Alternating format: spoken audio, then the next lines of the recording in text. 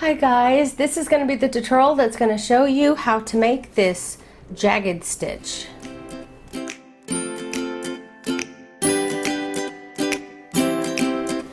Now the jagged stitch was something that is one of those stitches that I discovered while playing around with yarn like I like to do from time to time, and to me it looked like double crochets but kind of like jagged, so that's why I called it jagged.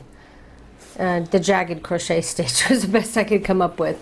But it's really easy, and it takes 2 rows and 2 stitches to create. And the multiples of this stitch is 2 plus 1. And you can use any size yarn and whatever hook that yarn size recommends. I'm using some chunkier yarn because it's easy to see on camera, and I'm using a 5mm hook. Now, this stitch, and you can't really see it from such a small piece here, but this stitch, for some reason, and I'll share a picture with you, I tried to make just a blanket just using this stitch. I'd made the Jagged Scrap Yarn Afghan where I was using 2 rows of the stitch going one way and then 2 rows of the stitch going another way, and it was even. I guess the fact that I was kind of going back and forth with the stitch, it allowed it to not pull so much in one direction. Because when I started making just the stitch just like this, I realized that the whole thing starts to tilt, and I thought I must be missing some stitches or something, and I wasn't. I kept counting my rows. I had exactly the amount of stitches. It was just, I guess, because of the way that it pulls to the side when you create the stitch, it's pulling over as well to the side, and there just wasn't anything I could do about it. I ended up having just to scrap the whole thing. So if you want to make an Afghan out of this stitch, I would recommend mixing it with other stitches that would even it out after a few rows. Or check out the Jagged Scrap Yarn Afghan. It's a really simple, easy way to use this stitch, and also a really great way to get rid of scrap yarn.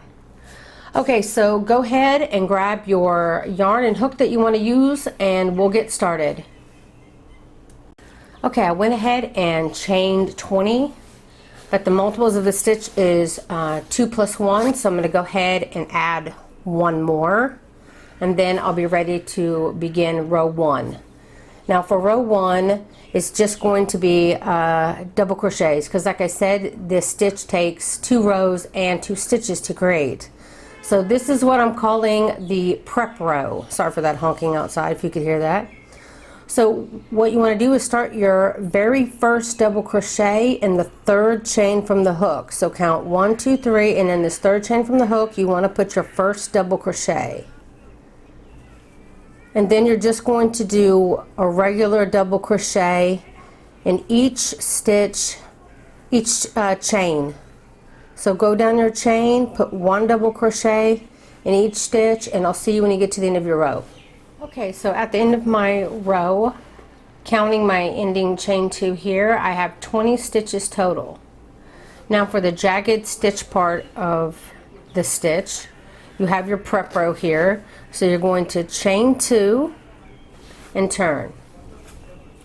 Now you're never going to use the very first stitch of the row to create your jagged stitch. You're always going to use the 2nd post of the row. So you want to go ahead and yarn over and pick up that post of the second post of the row. Then you'll pull up a loop. You'll yarn over, only pull through 2 of the loops. Now remember I told you the jagged stitch takes 2 stitches to create. So the first part is done on the post. Then you want to go into the very next stitch. Don't yarn over, it's important. Don't yarn over. Just insert your hook in the very next stitch. Pull up a loop.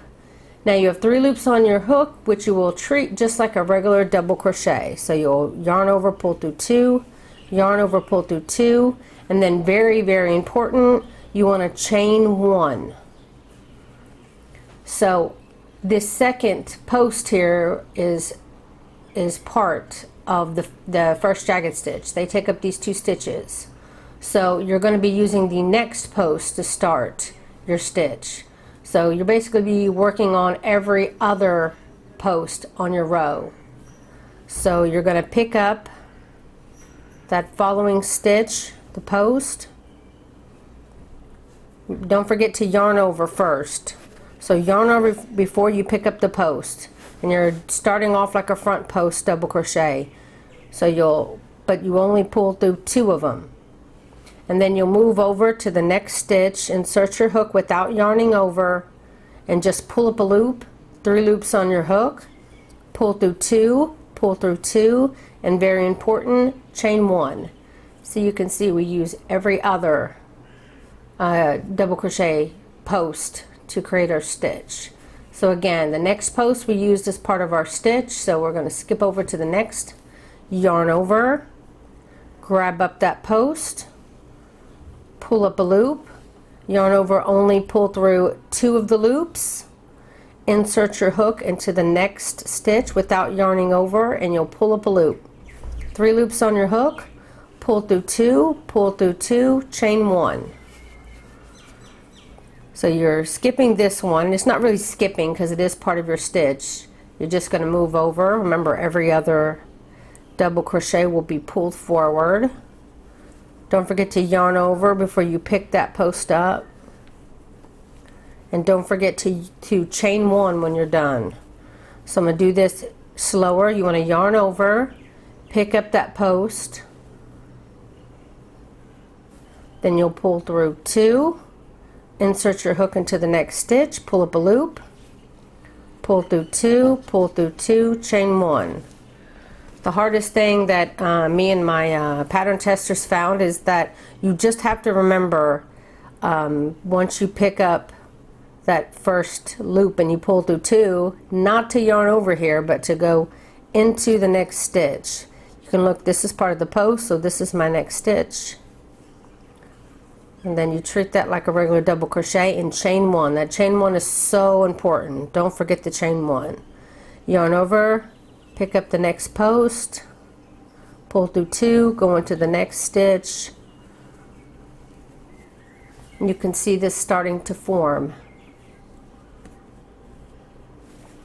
This is a very textured stitch, and also it creates a texture like a line. Let me show this part here. See, it has this texture.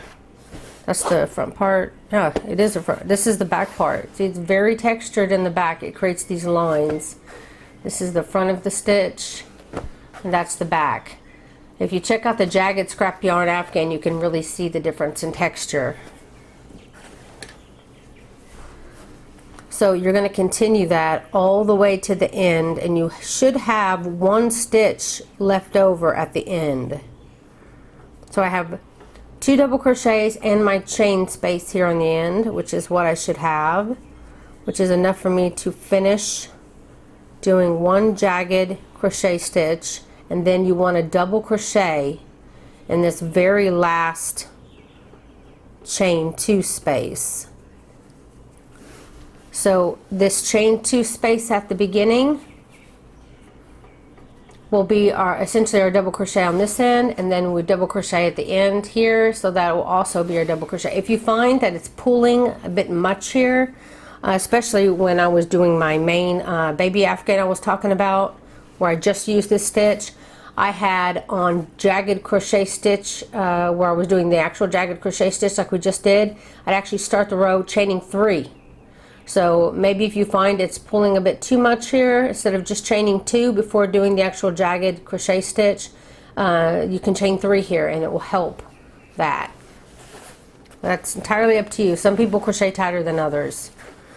So after you've completed the Jagged Crochet Stitch, we're going to be doing our double crochets again, and I'll show you what stitches to use for that.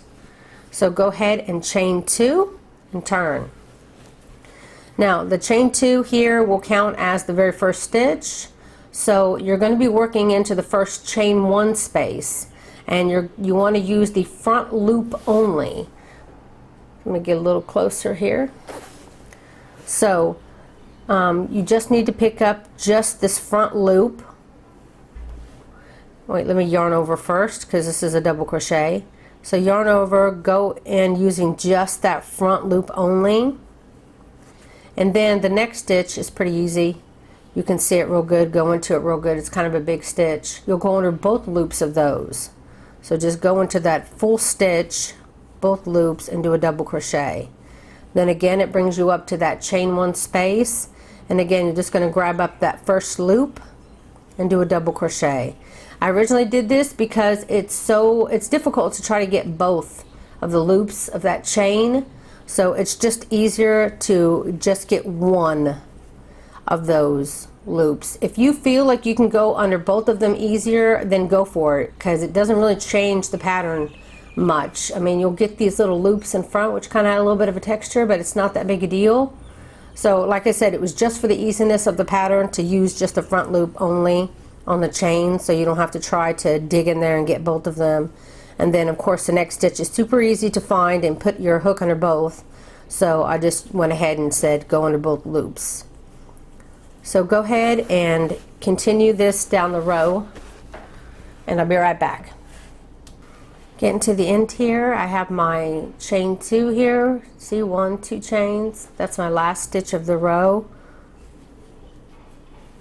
I started with 20 double crochets on this first row, so you want to count to make sure you still have your same amount of stitches for this row as you did the second, just to make sure you're on track.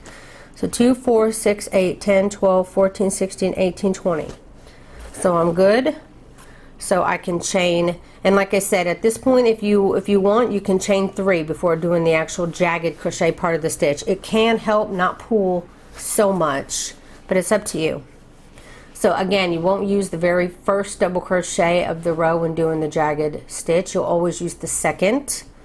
So you'll yarn over, pull up that second post of the row, pull up a loop, yarn over, pull through 2, then go into the next stitch, pull up a loop, pull through 2, chain 1, yarn over.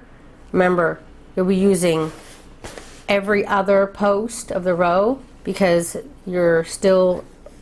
this second stitch is still part of the first jagged stitch, so you won't pick up the next, but you'll pick up the following double crochet to work your jagged crochet stitch on. Don't forget to yarn over, pick up the post, pull through 2, insert into the next stitch, pull through 2, chain 1. Once you get the hang of it, it'll be simple to remember. There was a few times I forgot to chain 1 the next row, and what I would do is I would just add another stitch like in between the stitches when I was doing double crochet, just to ensure that I had the same stitch count.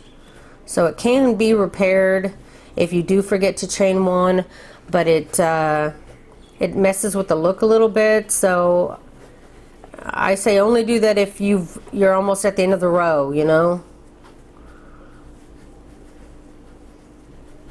where you've already done a long row and you have this and you're like, I don't want to go back and rip out my whole row just to have to fix that one mistake.